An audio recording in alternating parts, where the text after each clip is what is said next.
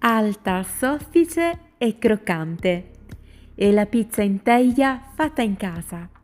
Oggi vi propongo le mie due preferite, quella con patate e mozzarella e la classica margherita profumata al basilico. Prima di cominciare, se vi fa piacere iscrivetevi al mio canale e lasciate un bel like a questo video. Impastiamo la pizza. Possiamo utilizzare una planetaria oppure impastare a mano. Aggiungiamo 700 g di farina, 15 g di lievito di birra, 18 g di sale. Iniziamo a miscelare. Gradualmente aggiungiamo 450 g di acqua ben fredda.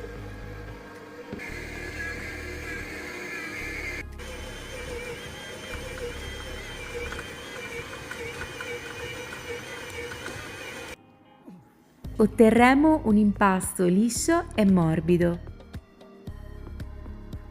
Lo dividiamo in due panetti.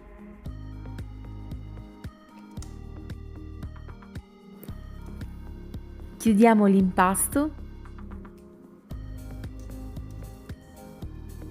Copriamo con un telo e lasciamo lievitare per un'oretta fino al raddoppio.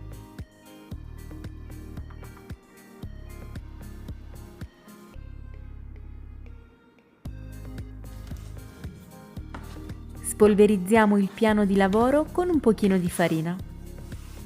Appiattiamo l'impasto con i polpastrelli e continuiamo utilizzando un matterello.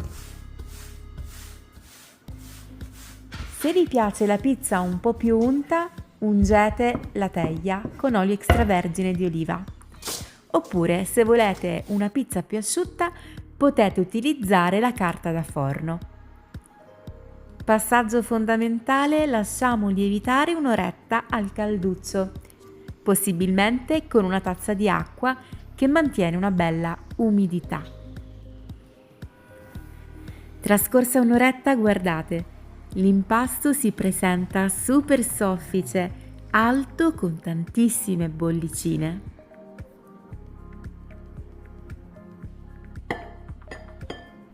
Per quanto riguarda il condimento, potete sbizzarrirvi e metterci tutto quello che vi piace. Io solitamente sono molto classica, quindi vado con una semplice margherita, quindi pomodoro, olio, sale, origano e basilico.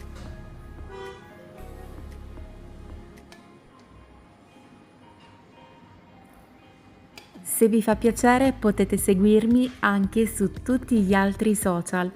Mi trovate su Instagram, Facebook, TikTok.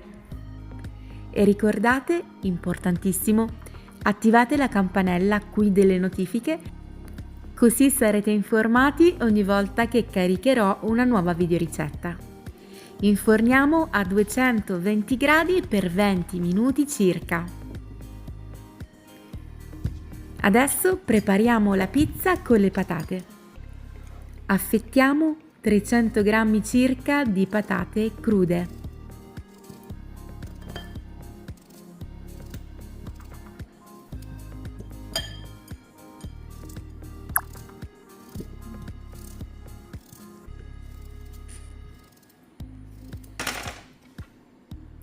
Condiamo con olio e sale. Vi consiglio di utilizzare sempre un olio extravergine di ottima qualità, perché come si dice, quello che mettiamo all'interno poi ce lo ritroviamo nella nostra ricetta. Tritiamo anche 200 g di mozzarella, preferibilmente una mozzarella asciutta, che non rilasci troppa acqua durante la cottura. Versiamo un filo d'olio sulla nostra pizza,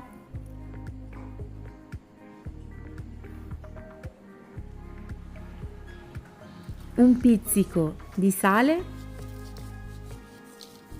E poi procediamo prima con la mozzarella, così durante la cottura non si brucia. E poi, ultimo step, andiamo a mettere tutte le patate. L'importante è che siano messe bene, non una sopra l'altra.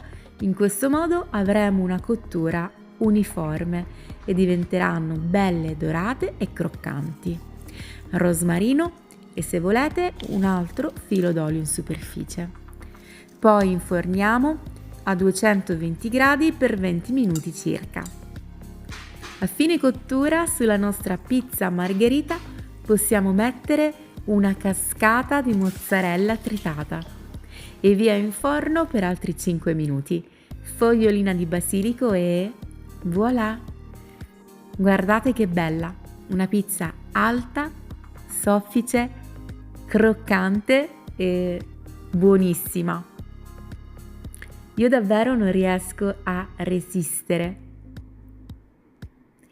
Fatemi sapere con un commento qual è la vostra pizza preferita e magari la preparo la prossima settimana.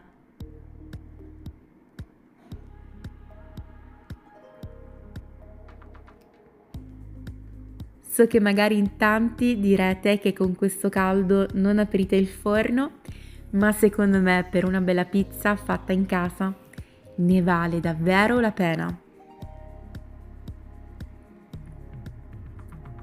Se invece vi piace la pizza a lenta lievitazione fatta soltanto con 2 grammi di lievito e poi lasciata maturare in frigo per tutta la notte, vi invito a guardare il mio video della settimana scorsa. Questa pizza fatta con il fornetto Ferrari, che è davvero buonissima. Vi lascio il link giù nel box informazioni. Vi ringrazio tanto per aver guardato questa ricetta. Lasciate un bel like, un commento e se non siete iscritti iscrivetevi e attivate la campanellina delle notifiche. Mi trovate anche su tutti gli altri social. Un bacione e un abbraccio e alla prossima videoricetta. Ciao e buona pizza a tutti!